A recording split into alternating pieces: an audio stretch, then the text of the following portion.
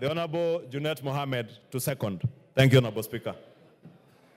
Thank you, Mr. Speaker, for giving me opportunity. Mr. Speaker, from the onset, I stand to second the motion, Mr. Speaker, for the approval of the nominees. And Mr. Speaker, also support the motion, because Mr. Speaker, this is, as you said earlier, constitutional responsibility of this House to make sure that this country has a cabinet secretary, Mr. Speaker. As you are aware, Mr. Speaker, previously, before this constitution, the president used to appoint cabinet ministers as he wishes and dismiss them as he wishes, Mr. Speaker. But now, under this new constitution, there is a requirement, constitutional requirement, that any nominee that has been brought by the president must be approved by this House. And today we are here, Mr. Speaker, exercising that constitutional mandate. And that's why I want to urge my colleagues to take this matter of the approval very serious, Mr. Speaker. The confirmation of cabinet nominees, Mr. Speaker, is not just a procedural, Mr. Speaker, formality, but it's a vital process that shapes the trajectory of the governance of our country, Mr. Speaker. Mr. Speaker, long time, and you are a veteran politician as you are a lawyer. Mr. Speaker, the president used to nominate anybody if he feels like. Whether you are academically qualified, whether you have the experience, doesn't matter. Even if you have never stepped in a classroom, Mr. Speaker, the president has the prerogative to appoint you as a minister. But at this point in time in this country, Mr. Speaker, you will be nominated and Parliament will look at your suitability and whether you have the capacity to perform, Mr. Speaker.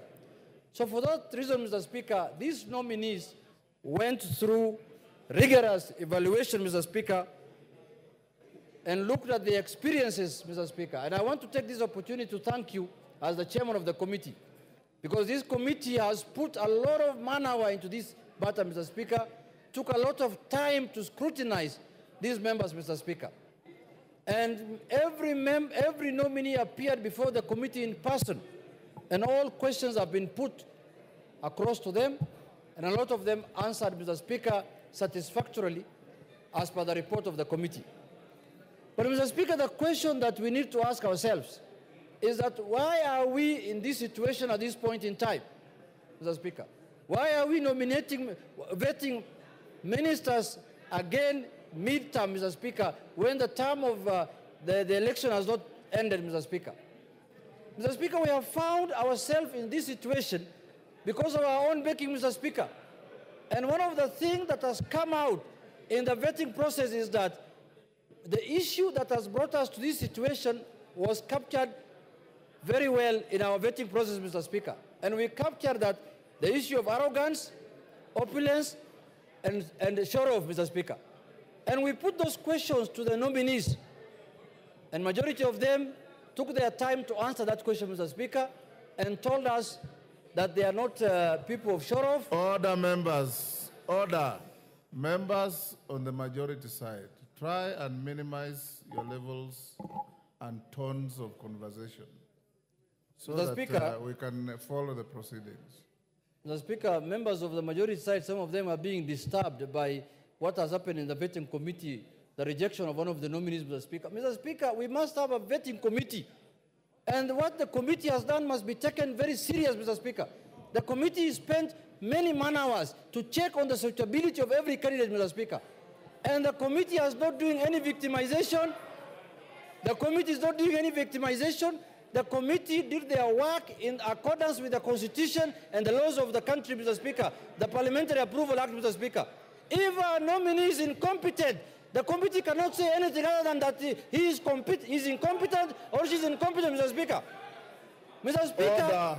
Order. Member for Order. Take your seat, JUNET. Member for Keyo South. I'll give you an opportunity to have your say. This is not a public rally. This is the National Assembly of Kenya. The right for everybody to say what they are saying corresponds with the right for everybody to listen to those who are saying.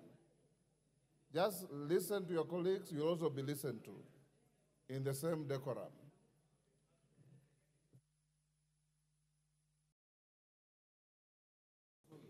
Mr. Speaker, when we say as a committee that someone is not suitable for this job, we are not imputing any improper motive of that person, Mr. Speaker.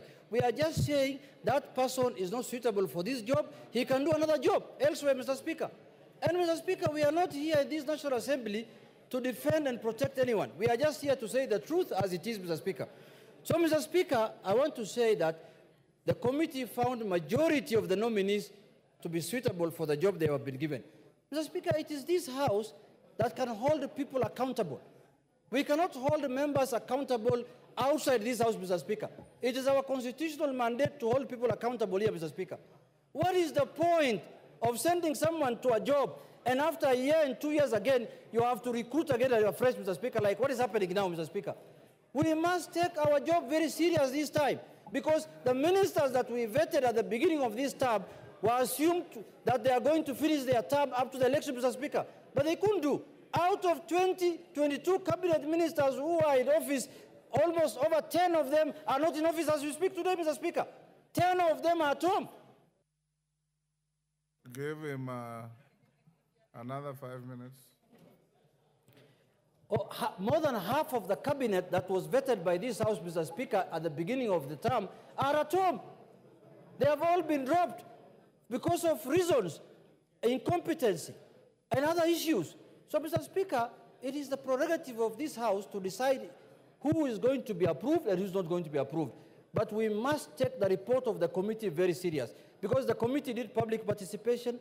They interviewed the nominees, they listened to them, they looked at their CVs, they looked at their compliance documents, they looked at their physical appearance, they looked at their mental everything, Mr. Speaker. So, Mr. Speaker, I urge this House, let us not belittle the report of the committee.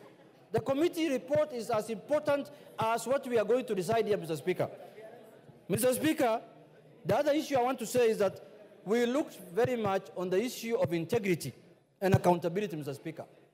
There were allegations that have been raised by certain members. There were issues that were raised against, for example, a nominee, Honorable Oparanya, Mr. Speaker.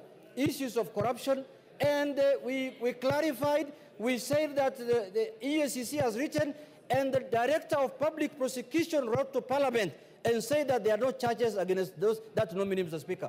And based on that, we made a decision. And himself, he appeared there and said, if there is any iota of evidence on him, on allegations of corruption, he is willing to resign, even if he's appointed, Mr. Speaker. Issues of drugs were raised about Hassan Ali Joe. The Minister for Interior, by then George Saitoti, came here and brought a report against him. Later, a report was brought to Parliament a week later that cleared him, Mr. Speaker. We looked into all those issues, Mr. Speaker, and we cleared all those people. Issues of opulence, sideshow, what's called, arrogance, and sort of were leveled against Honorable Murkomen. We looked at him, he came with a tie and a suit that did not look very expensive for that day. He should not put on another one going forward. He should continue with the same ones that he came to the committee, Mr. Speaker. And it was clear of those points, Mr. Speaker. Mr. Speaker, we looked at the issues of commitment to public service, Mr. Speaker. Most of the nominees showed high level of commitment to public duty, Mr. Speaker. You could see the way they were answering the questions, and they said that they are willing and ready to serve the country, Mr. Speaker. Mr. Speaker, in conclusion, I want to say this. There is nothing that stops this House to impeach any CS who does not perform his functions again. That responsibility again is with us here, Mr. Speaker. And the day a CS nominee does not perform his functions in accordance with the Constitution and in accordance with the wishes of Kenyans, we have the responsibility again to remove him from office and to impeach him. Lastly, Mr. Speaker, I want to urge the nominees that once you assume office, Mr. Speaker, kindly have in mind what Kenyans expect of you, Mr. Speaker. We interviewed the nominee for Interior, Mr. Speaker, and we told him there are many complaints about deaths in this country when people are demonstrating. He has to make sure he has to put into consideration the sanctity of life, Mr. Speaker. that Kenyans must not die for exercising their freedoms and rights, Mr. Speaker. Demonstration is allowed in the country, but also the rights of other Kenyans must be respected when somebody is doing a demonstration, Mr. Speaker. So we have looked at everything and everything that is possible, and we have concluded that 19 nominees are suitable for office. Mr. Speaker, what I am proud of today, Mr. Speaker, are my colleagues, whom I was with them in the same party, who have joined now the executive, Mr. Speaker. It has proved to me that the Raila Academy School of Politics is the best school of politics in this country, Mr. Speaker. Look at the kind of nominees they have donated to the executive, Mr. Speaker. Hassan Ali Joho, Oparanya, Upio Wandai, and Mbadi, Mr. Speaker. Those are the best nominees this country can have, Mr. Speaker. The best experts this country can have, Mr. Speaker. When they appeared before the committee, Mr. Speaker, the committee was perplexed. They said, we didn't know ODM have this kind of expertise, Mr. Speaker.